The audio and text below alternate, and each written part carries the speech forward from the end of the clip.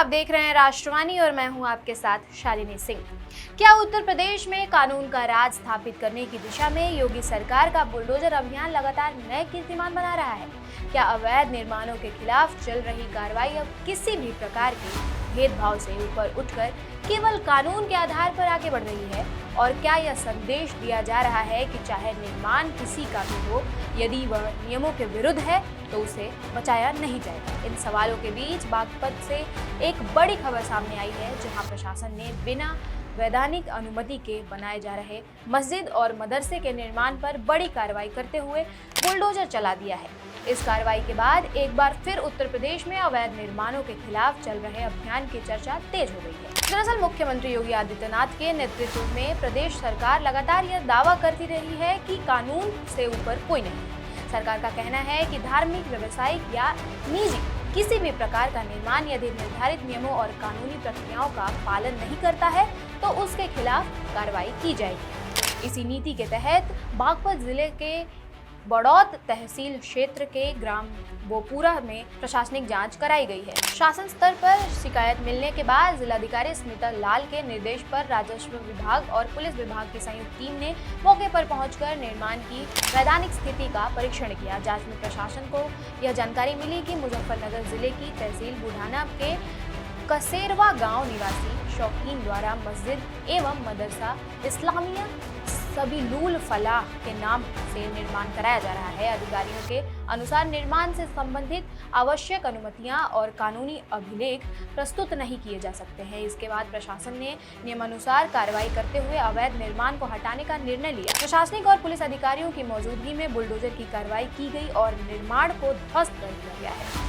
प्रशासन ने साफ शब्दों में कहा है कि जिले में किसी भी प्रकार का अवैध निर्माण, अतिक्रमण अथवा बिना अनुमति किया गया निर्माण बर्दाश्त नहीं किया जाएगा। शासन ने निर्देशों के अनुरूप आगे भी ऐसी कार्रवाई जारी रहेगी। लेकिन इस पूरे घटनाक्रम का महत्व केवल एक निर्माण तक सीमित नहीं है। वहीं मदरसा संचालक कारी शौकीन का कहना है कि उन्होंने वर्ष 2023 में निर्माण कार्य शुरू किया था और दस्तावेजों की प्रक्रिया चल रही थी। उनका आरोप है कि कार्रवाई से पहले उन्हें पर्याप्त समय नहीं मिला। उन्होंने यह भी दावा किया है कि उनका ट्रस्ट इस संस्थान का संचालन कर रहा है और वे कानूनी प्रक्रिया पूरी करने में लगे हुए हैं।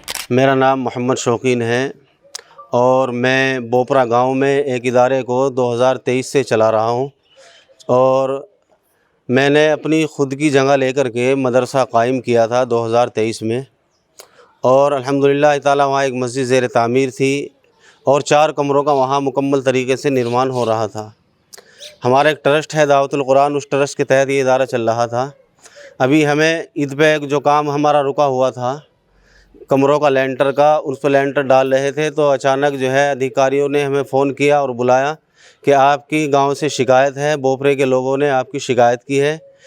तो हम थाने पहुंचे। थाने पहुंचने के बाद में अधिकारियों ने हमें बताया कि आप ये काम रोक दीजिए, जो कानूनी कार्रवाई है उनको मुकम्मल कर लीजिए। हमने मालूम किया कि क्या क्या करना है तो उन्होंने हमें बताया कि आपकी ज़मीन आबादी की नहीं है, जंगल की है, आप इसको आबादी में करा लीजिए।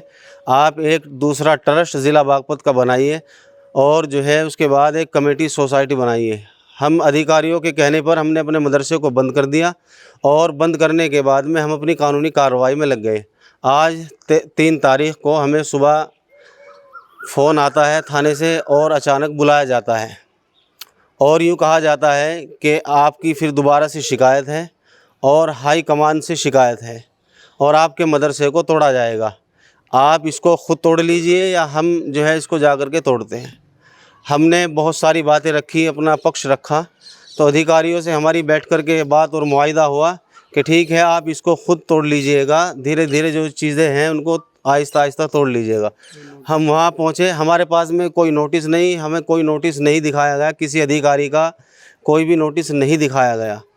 हम वहाँ पहुँचे, शिकायतकर्ता कोई नाम नहीं बताया गया। वहाँ पहुँचे, हम अपने काम में लगे हुए थे कि अचानक से जो है अधिकारी पहुँच गए और बुलडोज़र कार्रवाई शुरू कर दी। मदरसे को शहीद कर दिया गया, तोड़ दिया गया।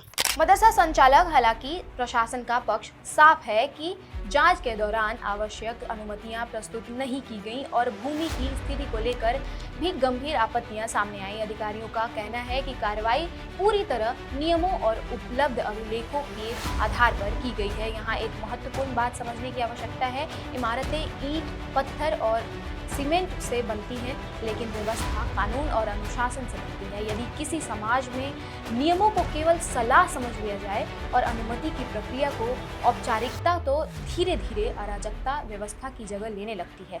यही कारण है कि सरकारें समय समय पर ऐसे अभियान चलाती रहती हैं, ताकि यह संदेश स्पष्ट रहे कि विकास और निर्माण का स्वागत है, लेकिन वह कानून के दायरे में होना चाहिए। फिलहाल बागपत में हुई इस कार्रवाई ने एक बार फिर यह स्पष्ट कर दिया है कि उत्तर प्रदेश में अवैध निर्माणों के खिलाफ सरकार का अभियान रुकने वाला नहीं है। प्रशासनिक मशीनरी लगातार सक्रिय है और नियमों के उल्लंघन पर कार्रवाई की जा रही है। अब यह मामला केवल एक गांव, एक मदरसे या एक मस्जिद तक का नहीं रह गया है।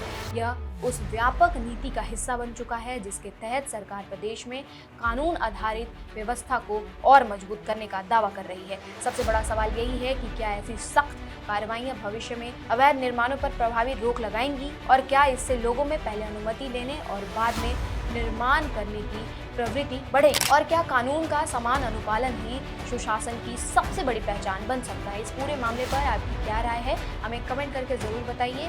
देश और दुनिया की तमाम बड़ी खबरों के लिए बने रहिए राष्ट्रवाणी के साथ ही चैनल को सब्सक्राइब और लाइक करना